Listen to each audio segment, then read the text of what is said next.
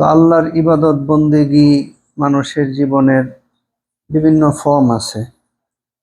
I think I had talked about last time that in Salat, how someone is able to commune with Allah if he is really serious that he is in front of Allah subhanahu wa ta'ala while he is in Salat. যখন কেউ নামাজে থাকে তাহলে সে আল্লাহর সামনে দাঁড়াইছে, এই অনুভূতি যদি একজন মানুষের জীবনে প্রকৃতপক্ষে বাস্তবায়িত হয় তাহলে নামাজ যেন আল্লাহর সাথে কথা বলার একটা বিরাট সুযোগ।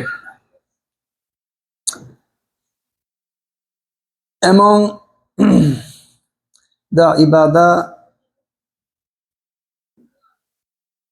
there are some that are considered to be compulsory. ইবাদতের মধ্যে কিছু আল্লাহ তাআলা কম্পালসারি করে দিয়েছেন, যেমন নামাজ, রোজা, হজ, যাকাত।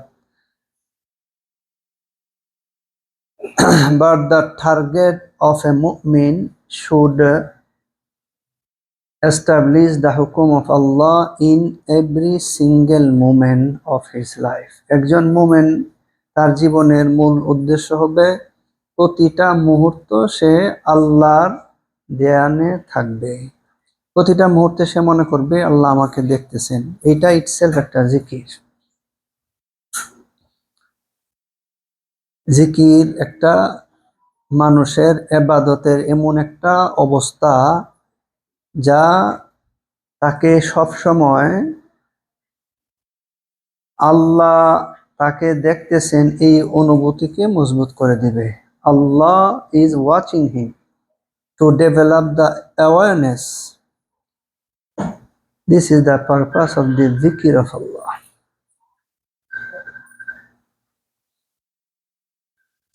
Even if somebody is in shopping mall, in bazaar, marketplace, still there are prescription to do the zikr of Allah. Especially Rasulullah sallallahu alaihi wasallam taught ummah.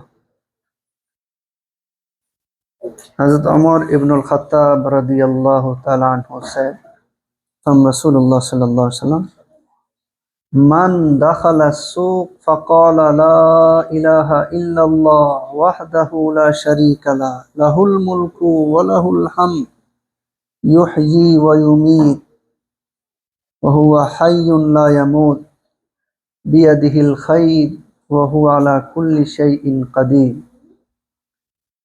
Rasulullah sallallahu alaihi wasallam said, if anybody enters bazaar, marketplace, and he reads this dua, kataballahu lahu alfa alfi hasana, Allah will reward him with 1,000,000 of reward, 10,100,000 reward with recitation of this dua once when somebody enters the marketplace. وَمَحَا عَنْهُ أَلْفَ أَلْفِ سَيِّئَةٍ and 1,000,000, 10,100,000 sins will be wiped out. وَرَفَعَ لَهُ أَلْفَ أَلْفِ دَرَجَةٍ, Allah will give him 1,100,000 darajat status. His level will be uplifted. In another narration it came, وَبَنَى اللَّهُ لَهُ بَيْتًا فِي الْجَنَّةِ, Allah will make a house, an abode, a place in the Jannah for him. অন্য এক হাদিসের মধ্যে এই অংশটুকু আছে যে আল্লাহ তাআলা তার জন্য জান্নাতে বাড়ি বানিয়ে দিবেন। So when somebody is in his marketplace, he is busy in hustle and bustle, but still Rasulullah sallallahu alaihi wasallam didn't want his ummah to be deprived of the blessing and chance of the remembering Allah subhanahu wa ta'ala.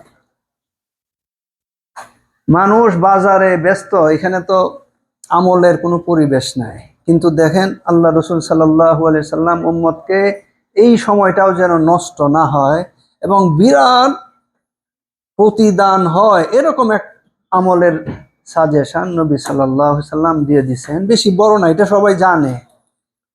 এই দোয়াটা কয়জনে জানে না? অনেকেই জানে, একটু difference আছে মাঝখানে, ওইটা একটু আমরা দেখে শিখে নিতে পারি। লা ইলাহা ইল্লাল্লাহু ওয়াহদাহু লা শারীকা লা লাহুল মুলকু ওয়া লাহুল হামদ, এইটা সবাই জানে। বেশি যে অংশটুকু এখানে ইউহয়ি ওয়া ইউমীত ওয়া হুয়া হাইয়ুন লা ইয়ামুত, এই অংশটুকু বেশি এখানে। বিয়াদিহিল খায়র, এটা অনেকেই জানে। ওয়া হুয়া আলা কুল্লি শাইইন কাদির, এটা তো সবাই জানে। তাহলে এটা তো কঠিন কোনো দোয়া না। তো আল্লাহ তাআলা চান তার বান্দাকে বেশি থেকে বেশি দেওয়ার জন্য, কিন্তু বান্দা যদি ভুলে যায় তাহলে এই দায় তো তার, যে ভুলে গেল, যে কেয়ারলেস থাকলো। Who is responsible? The one who is aware of the function but still oblivious, careless. সে জানা সত্ত্বেও গুরুত্ব দেয় না, কোনো কেয়ার করে না। ছোট্ট আমল কিন্তু প্রতিদান অনেক বেশি। তাহলে বোঝা গেল একজন মুমিন তার জীবনের প্রতিটা মুহূর্ত কোনো না কোনো ভাবে আল্লাহর ইবাদতের মধ্যে সে নিজেকে নিমগ্ন রাখতে পারে। This is understood that every single moment of life of a mu'min believer can be used properly and that will result in a good form of ibadah. এটা ইবাদতের একটা গুরুত্বপূর্ণ কাজ হবে। The simple thing is to know and start practicing, to learn and practice. আমাদের দায়িত্বটা হলো শিখে সেটাকে বাস্তবায়নের চেষ্টা করা। Even if somebody is always committing sin, still he has chance. কোনো মানুষের অভ্যাস হলো অন্যায় গুনাহ,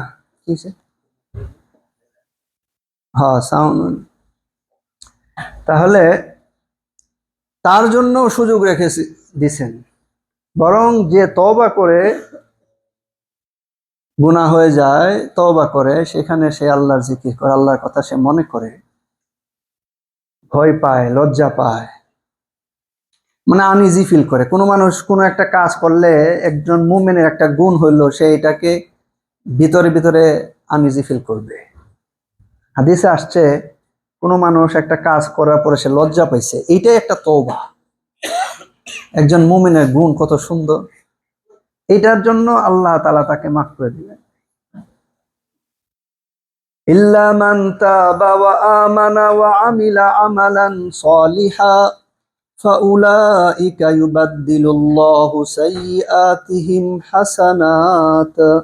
Rather, in Quran is announced, if anybody makes tawbah and add good amal, Allah subhanahu wa ta'ala will forgive him, but the place where is wiped out, it will not be empty, it will be replaced with a reward. The place what is wiped out will not be empty, Allah will not keep it, because this also will indicate that he has done something wrong. Allah doesn't want his slave, then somebody can understand that this place is cut or wiped out, maybe something wrong here. Allah doesn't want to disgrace his slave. আল্লাহ তাআলা বান্দাকে কত মহব্বত করে। দেখেন একজন মানুষের ভুল হয়ে গেছে, তো ভুল হইলে তো গুনাহ লেখা হয়, তাই না? কিন্তু সে যেহেতু মুমিন, তওবা করে ফেলছে, আল্লাহ তাআলা বলেন এই তওবার যে করলো, এই জায়গাটা তো মুছে দিল, এটা খালি মুছা থাকবে না, ওই জায়গায় তওবার কারণে সব লিখে দিবেন। তাহলে কোনো মানুষ যদি দেখেও তার রেকর্ড বুঝতেই পারবে না যে এখানে কোনো সময় অন্যায় তার ছিল জীবনে। এত সুযোগ আল্লাহ তাআলা মানুষের জন্য করে রাখছেন। عن أبي بكر الصديق رضي الله تعالى عنه قال قال رسول الله صلى الله عليه وسلم ما أصر من استغفر وإن عاد في اليوم 70 مرة, the one who keeps asking forgiveness from Allah after he commits anything wrong, then he keeps also repeating the istighfar, tawbah, he will not be considered that he is persistent in committing sin. Though he keeps repeating the same sin 70 times a day, and he keeps also repeating istighfar and tawbah, he will not be considered to be persistent in doing wrong. হযরত আবু বকর সিদ্দিক রাদিয়াল্লাহু তাআলা আনহু থেকে এক সুন্দর হাদিস, নবীজি বলেন যে কোনো মানুষ তার অভ্যাস আছে না, অনেকের ছাড়তে পারে না, যেমন বিশেষ করে যারা পান খায়, সিগারেট খায়, এদের অভ্যাস ছাড়তে অনেক কষ্ট হয়, ছাড়ে আবার ধরে। এটাকে আরবিতে আসরার বলে, একটা জিনিস বারবার করতে থাকে, আবার সে যেহেতু হিউম্যান বিং বুঝে যে কাজটা রং, সে ছেড়ে দেয়। তো আল্লাহ রাসূল সাল্লাল্লাহু আলাইহি সাল্লাম বলেন, যে ব্যক্তি কোনো গুনাহ করে আর তওবা করে, কিন্তু এটা বারবার হইতে থাকে, আবার করে আবার তওবা করে, এভাবে যদি একদিনে 70 বারও হয়ে যায়, তারপরে আল্লাহ তাকে বাড়াবাড়ি করছে এই হিসাবে তাকে ধরবেন না, তাকে ওই বান্দার মতোই গ্রহণ করবেন যে তওবা করে। আমরা বলি না যে লোকটা বেশি বাড়াবাড়ি করে, মানে কি একটা কাজ করতেই থাকে, হঠকারী বলে মনে হয় বাংলাতে, হঠকারী তো আরো কঠিন। তো সে হঠকারী হবে না কোন ব্যক্তি যে 70 বার একই অন্যায় করছে, কিন্তু সাথে সাথে মাফ চাইতেছে আল্লাহর কাছে।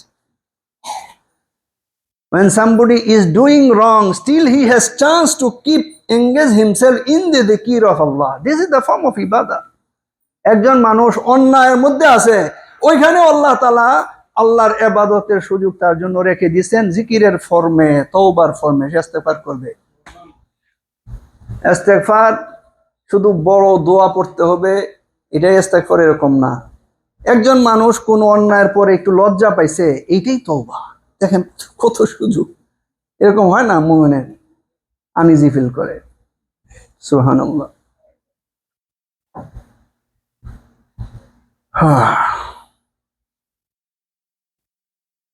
কিন্তু প্রশ্ন হলো এই অভ্যাসটাকে তৈরি করা। ভুল হওয়ার পরে সাথে সাথে মাফ চাওয়া, অনেক সময় অলসতা হয়, খেয়াল থাকে না, পরে হয়তো খেয়াল হয়, পরেও যদি খেয়াল হয়, whenever he remembers, immediately he does tawbah, he say astaghfirullah, still it gets counted. যখন মনে হবে তখনও আস্তাগফিরুল্লাহ পরে, সেটাও কাউন্ট হবে। Other it came in the hadith, when somebody commits anything wrong, then the angels, there are angels, kiraman katibin, they keep waiting for a certain time. If he makes tawbah, then it never gets written. মানুষের কোনো ভুল হওয়ার পরেও যদি কাঁধে ফেরেশতা থাকে না, ডান কাঁধে একজন, বাম কাঁধে মুনকার আর নাকির, তারা অপেক্ষায় থাকে, গুনার কাজের ক্ষেত্রে অপেক্ষায় থাকে একটা নির্দিষ্ট সময় পর্যন্ত। যদি সে তওবা করে, এই গুনাহ লেখাই হয় না, আর যদি সে তওবা করে না, তারপরে লেখা হয়, কিন্তু পরে যখন তওবা করে তখন আবার মুছে দেওয়া হয়। কিন্তু এই অভ্যাস তো তৈরি করতে হবে আমাকে, না? এটা কিভাবে করব? The best practice is to make a habit of doing istighfar in every single moment. Astaghfirullah, it's not anything difficult. Astaghfirullah. If simply anybody says astaghfirullah, still this is the full tawbah. There are different ways Rasulullah sallallahu alaihi wasallam taught, and one best form of tawbah is Sayyidul Istighfar. You should also memorize. This is a bit bigger, but simply astaghfirullah. Who cannot learn this? Rasulullah sallallahu alaihi wasallam said, "Man lazimal istighfar, ja'alallahu lahu min kulli dayqin makhraja." The one who makes the istighfar in his habit of everyday life, always astaghfirullah, astaghfirullah. If anybody can make this habit, Allah subhanahu wa ta'ala will make ways for him in every difficulties in any situation he is going through.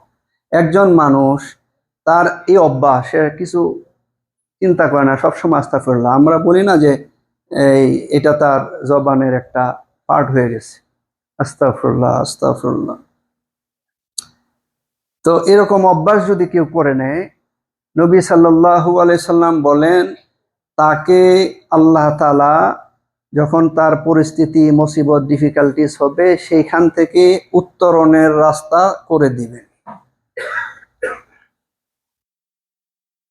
অমিন কুল্লি হাম্মিন ফারাজা, এবং প্রত্যেক দুশ্চিন্তা, যে সমস্ত জিনিস মানুষকে tension দেয়, তার থেকে তাকে মুক্ত করবেন, হেফাজত রাখবেন, টেনশন থাকবে না জীবনে। The last one is very important. وَرَزَقَهُ مِنْ حَيْثُ لَا يَحْتَسِبُ, and Allah will give him sustenance and rizq from a place where he even could never imagine from. এমন জায়গা থেকে রিজিকের ব্যবস্থা করবেন যেটা সে জীবনে কল্পনাও করে নাই। As it came in Quran also, وَمَنْ يَتَّقِ اللَّهَ يَجْعَلْ لَهُ مَخْرَجًا وَيَرْزُقْهُ مِنْ حَيْثُ لَا يَحْتَسِبُ.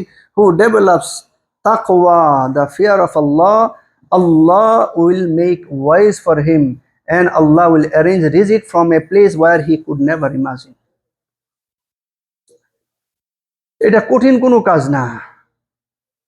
আপনি যদি কাজের মধ্যেও থাকেন, সব সময় এটা পড়া যায়। মা বোনরা কাজ করে, তারাও করতে পারে।